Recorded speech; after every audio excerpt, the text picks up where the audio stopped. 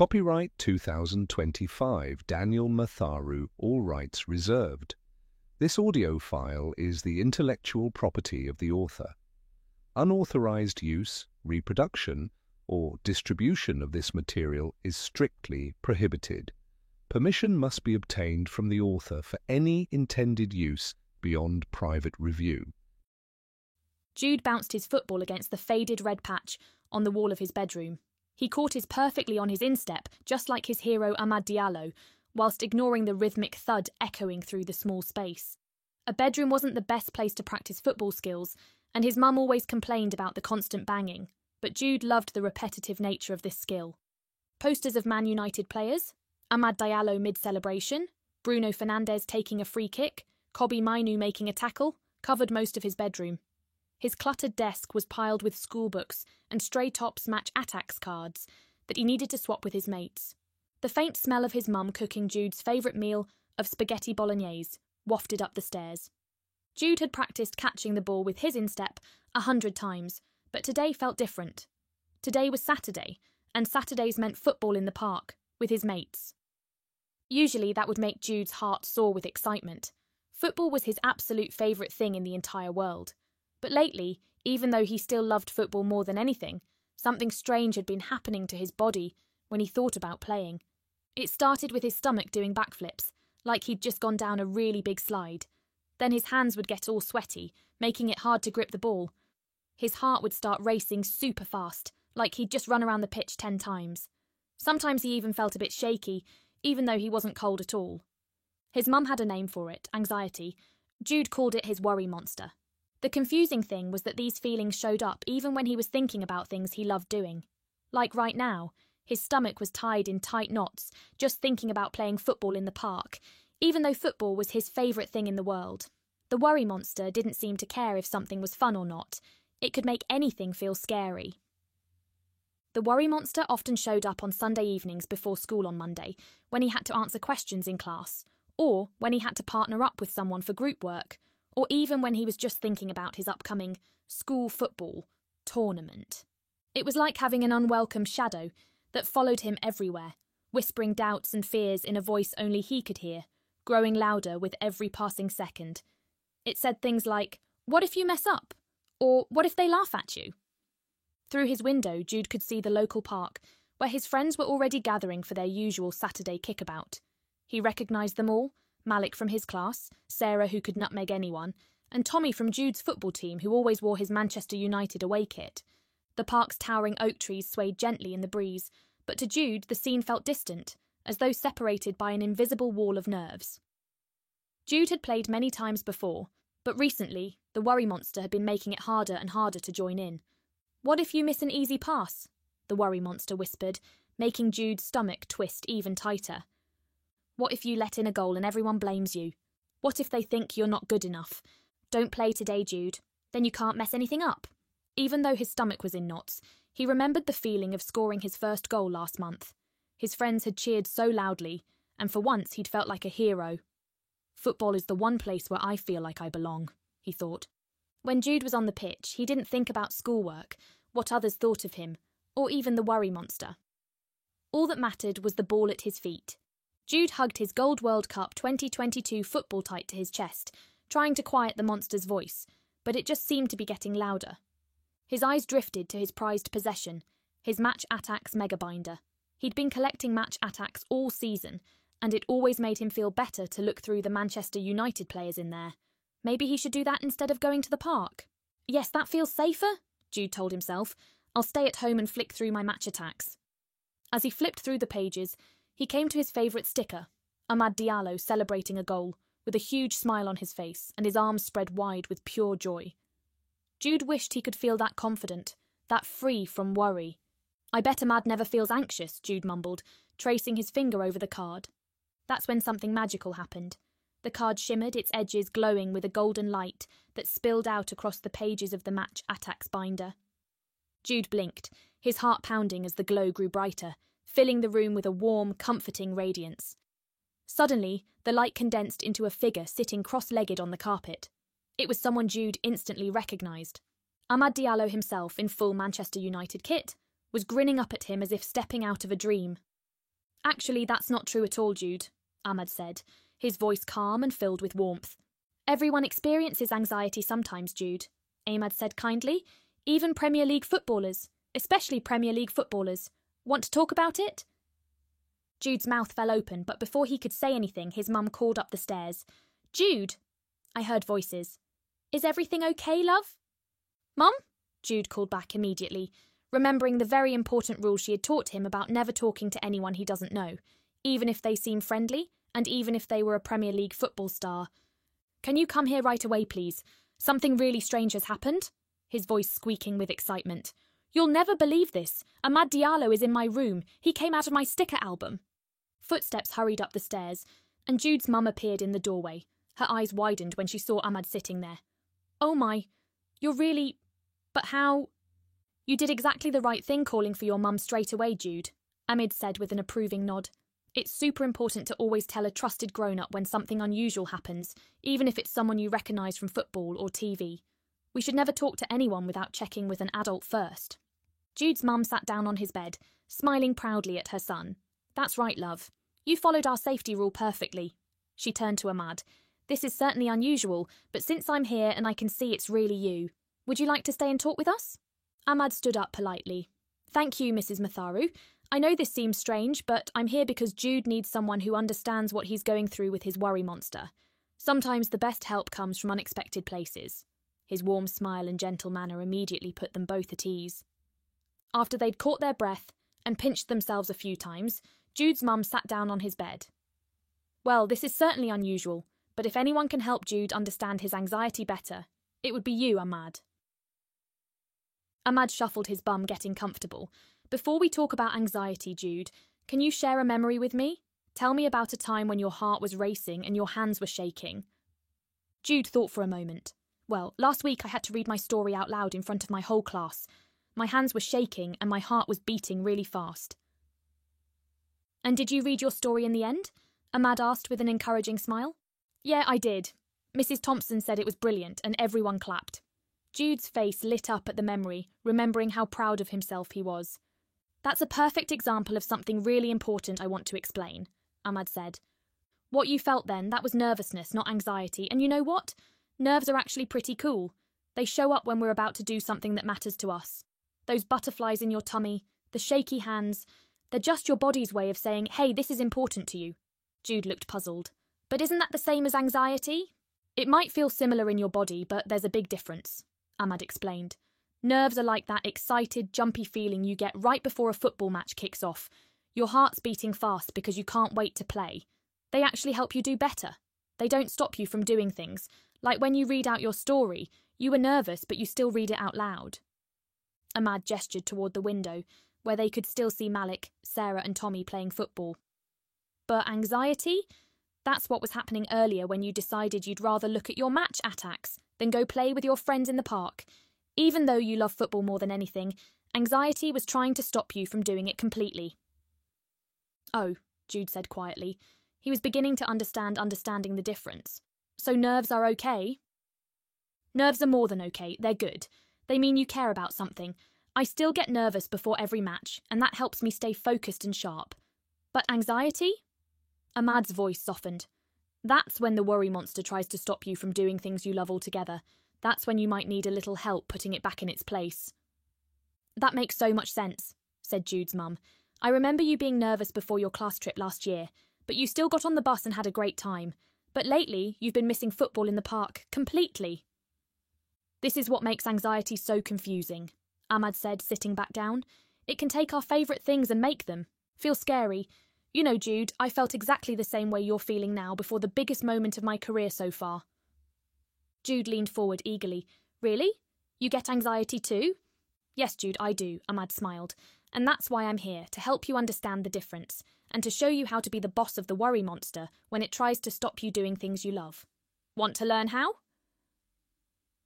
Jude nodded. Ahmad continued.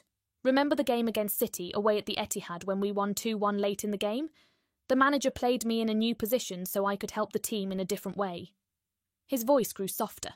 Before the game, my stomach was in knots. My legs were shaking so much that I could hardly walk onto the pitch. That worry monster? It was screaming so loud in my head I could barely hear the crowd. But you stepped up anyway, Jude whispered, remembering watching Ahmad's 2 huge moments on TV at the end of the game that helped the Red Devils to beat their city rivals. I did, and you know what? As the game went on, I grew in confidence and the worry monster became quieter and quieter because I used some special techniques to help me. First, Ahmad won a penalty in the 88th minute that Bruno tucked away. Then in the very last minute of the match, Ahmad went through and scored the winning goal. Even though I was so scared in the days before the kickoff, special techniques I have learned helped me to work through these fears. My teammates, my family, and my trusted friends all helped me to understand these feelings. That's when I learned something really important about anxiety and mental health. We don't have to face it alone. Jude's mum smiled encouragingly. That's right. Just like you can always talk to me about your worries, love. Exactly, Ahmad agreed. And you know what else? Some of my other teammates have their own ways of handling anxiety. Would you like to meet them and learn their special tricks for taming the worry monster? Jude's eyes lit up, but then he glanced uncertainly at his mum. It's okay, Ahmad assured them both.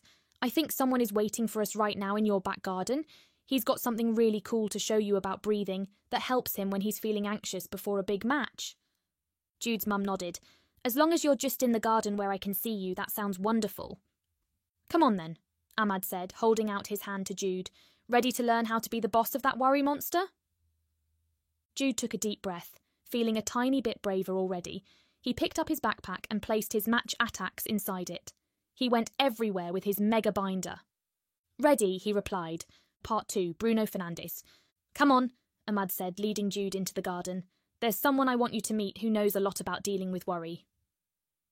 Jude followed Ahmad, his heart thudding with every step. The crisp smell of freshly cut grass filled the air, and sunlight danced across the dewy blades, making the space feel almost magical. There, sitting on the garden bench beneath the oak tree, was Bruno Fernandes, Manchester United's captain. His dark brown hair glinted in the sunlight as he sat with his eyes closed and his hands resting lightly on his knees. He was breathing deeply in a way that made him seem calm and powerful at the same time.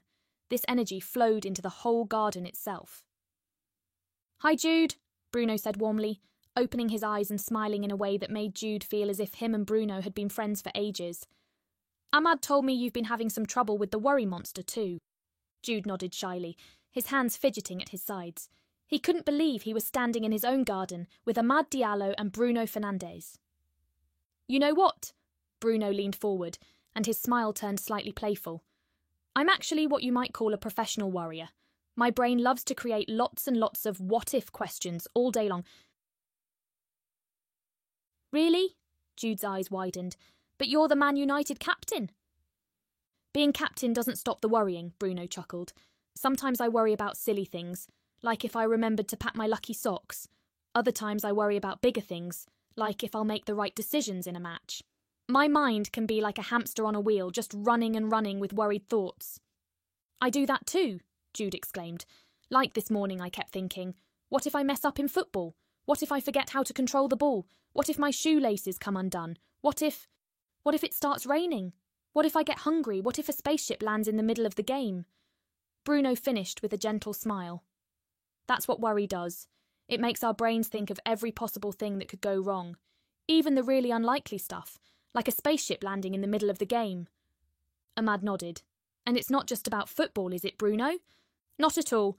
Yesterday I spent ages worrying about whether I'd put enough food in my cat's bowl. Then I worried about if I'd locked my front door. Then I started worrying about worrying too much. Bruno rolled his eyes. Sound familiar, Jude? Jude thought about how he'd checked his school bag 3 times yesterday to make sure his homework was there. Yeah, sometimes I can't stop thinking about things that might go wrong, like what if my homework fell out of my bag? Or what if I forgot to put my name on it? Or what if I did all the wrong questions? That's called general anxiety, Bruno explained. It's when your worry monster gets a bit too excited and starts worrying.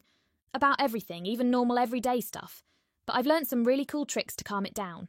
Want to learn my favourite one? Jude nodded eagerly. He was now beginning to relax in the company of his new friends. It's called worry time. Instead of letting worries bounce around in your head all day, you give them a special time to show up, like a worry monster playdate. Bruno grinned, leaning in slightly. You set a timer, say 5 minutes, and during that time you let yourself think about every single worry you can imagine. Nothing is too big or too small.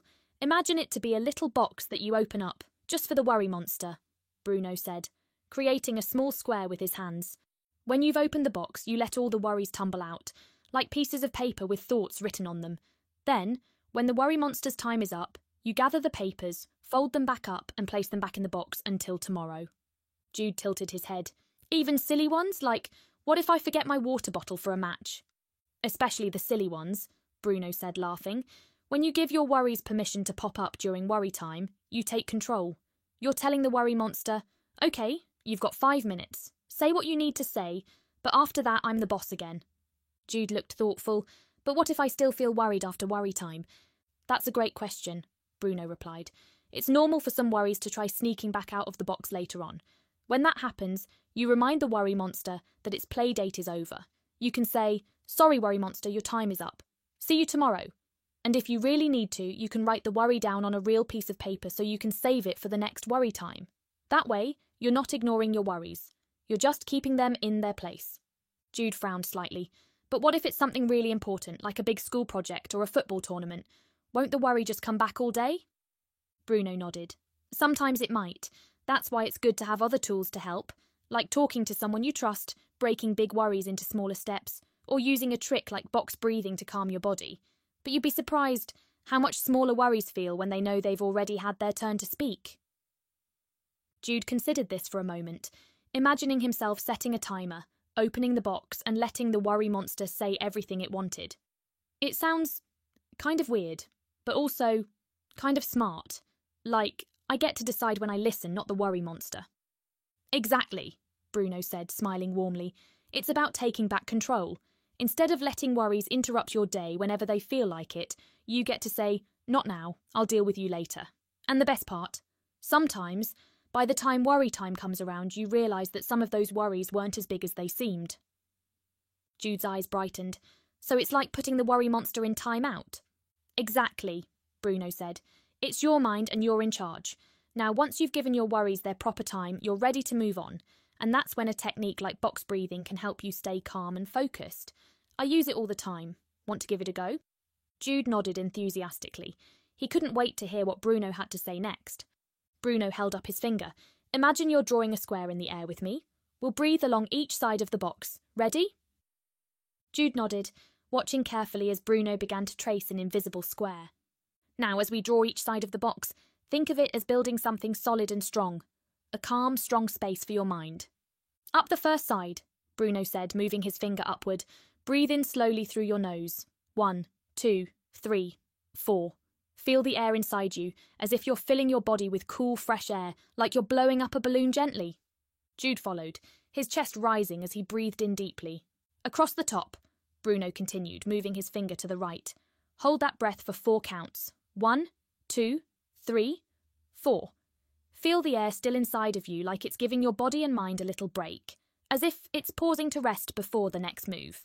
Jude held his breath and his shoulders began to relax. Down the other side, Bruno said, tracing his finger downwards. Breathe out slowly through your mouth.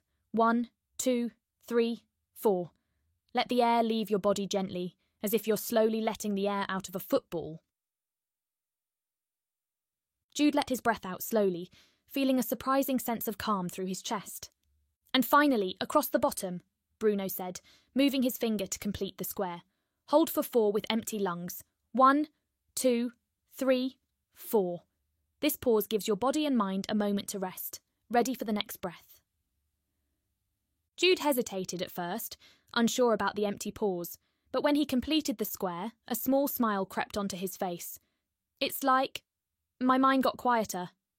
Exactly, Bruno said, nodding, proud of Jude that he'd completed this simple but important exercise. Each time you complete the square, you're telling your body and your mind that it's safe, calm, and in control. The magic is in the rhythm.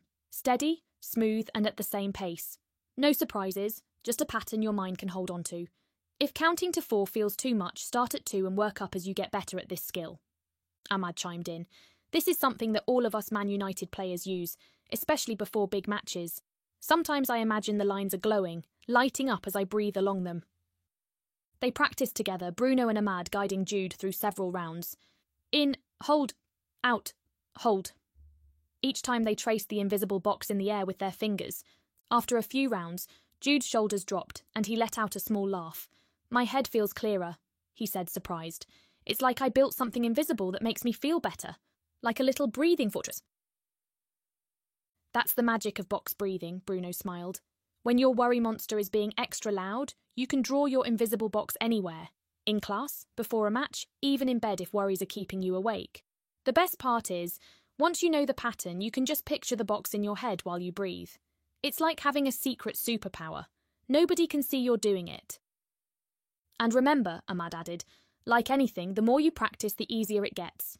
It's like training for a match. Every time you do it, you'll get better at keeping the worry monster offside and have Man United's special calm-down magic working for you whenever you need it. Remember, Bruno said, some worry is normal. It means you care about things.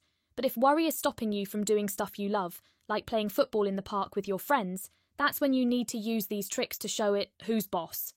Ahmad smiled proudly at Jude. You know what I've learned, Jude. Often the difference between anxiety and excitement is the story we tell ourselves about those feelings. Jude looked at Ahmad and smiled, as if what he had just said had really made an impact.